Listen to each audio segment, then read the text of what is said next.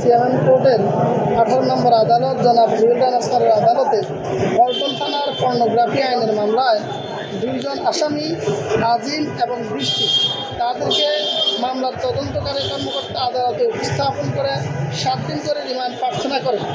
আমরাও রাষ্ট্রপক্ষে এই আসামিদের 7 দিন রিমান্ডের পক্ষে যুক্তি উপস্থাপন করে বলি যে মাননীয় আদালত, আমাদের বাংলাদেশ হচ্ছে একটা ধর্মপ্রিয় ধর্মপ্রাণ এবং মুসলিম অধ্যুষিত একটা দেশ। আমাদের দেশে বসে আমাদের আইনে নিষিদ্ধ যে এই পর্নোগ্রাফির মাধ্যমে তারা বিভিন্ন সামাজিক যোগাযোগ মাধ্যম ফেসবুক,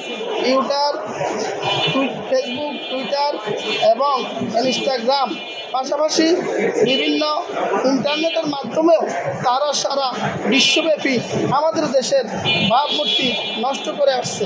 আমাদের দেশের উঠতি বয়সী তরুণ সমাজ, যুব সমাজকে ধ্বংসের এই নীল নকশা কারা তাদের সাথে জড়িত আছে, এদেরকে খুঁজে বের করতে হবে।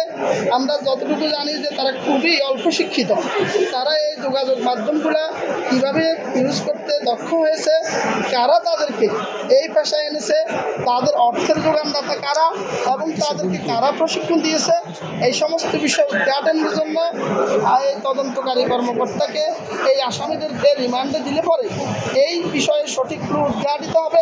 আমাদের তরুণ যুবকদেরকে নষ্ট করার কারিগর এই যুগলদেরকে আসলে আমরা ইশতেহার করবো না, এরা নষ্ট। এই নষ্টদেরকে 7 দিনের রিমান্ডে প্রার্থনা করলে বিজ্ঞ আদালত সন্তুষ্ট হয়ে এই আসামিদেরকে প্রত্যেককে 5 দিন করে রিমান্ড মঞ্জুর করেন। আসামি পক্ষে বিনা ভরে তাদের পক্ষে কোনো আইনজীবী ওকালতনামা সাবমিট করেন নাই বিধায় তাদের পক্ষে কোনো উকিল ছিলেন না।